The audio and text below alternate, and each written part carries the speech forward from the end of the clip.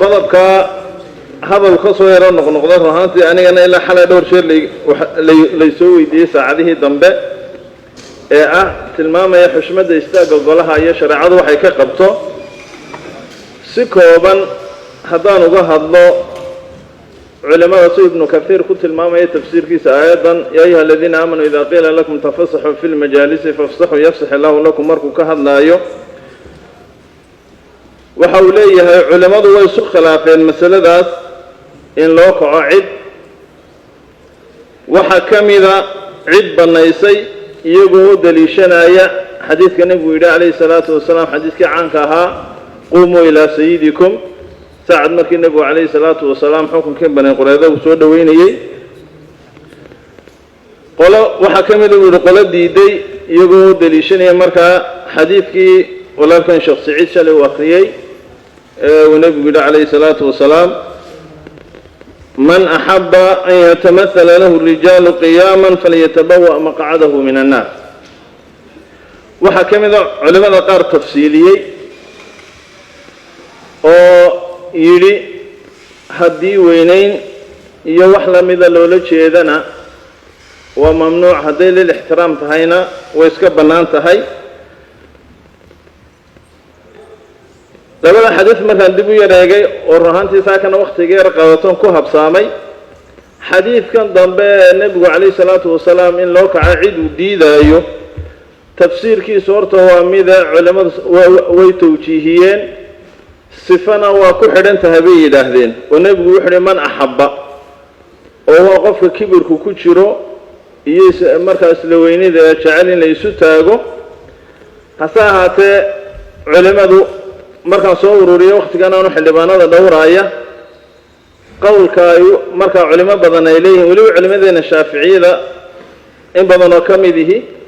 oon jecelahay odhahdoodana inaan markaa idin maqashiiyo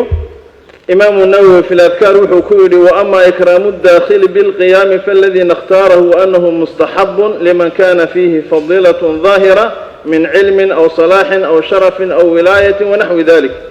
ويكون هذا القيام للبر والإكرام والاحترام لا للرياء والإعظام إمام النووي wuxuu leeyahay qofka soo galay in la isu taago sidaan dooranay waxa weeyaan inay mustaxab tahay ciddii fadiila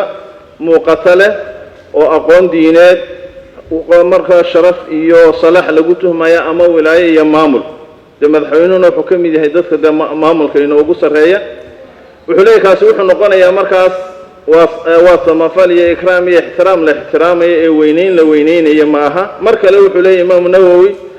alqiyaamu lilqaadili min ahli اlfadli mustaxabu waqad jaa fiihi axaadiiثu walam yasix fi nahyi canhu shayun sariix aimada shaaficiyada culimada kale calanka u sido uu ka mid yahay alkhatiib ashirbiini fi lmuqni lmuxtaaj isna wuxuu leeyahay yusanu alqiyaamu liahli اlfadli min cilmin aw salaaxin aw sharafin aw naxwi dalika ikraaman laa riyaa'an wa tafkhiima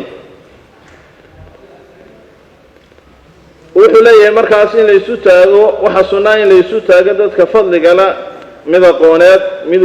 markaasi islaax iyo sharafeed iyo wixii la mida iyadoo laakiin ixtiraam iyo ikraam loola jeedo oon loola jeedin weynayn la weynaynayo iyo markaasi istusnimo midnaba sidaa daraaddeed maadaama oo dalkeenna madhab shaaficiya aynu ku soconno oo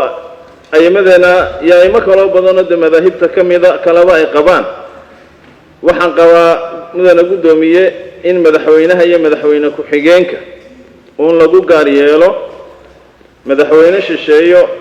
iyo guddoomiye baarlamaan shisheeye labadaa laga saaro maadaama ay iman karaan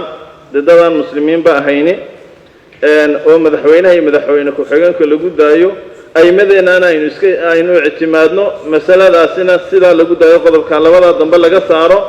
ama hal qeyd lagu xidho oo ah inay muslim yihiin marka waxaan kaga baxayaa masaladaas waa lilixtiraami un madaxweynihi madaxweyne ku-xigeenkana ha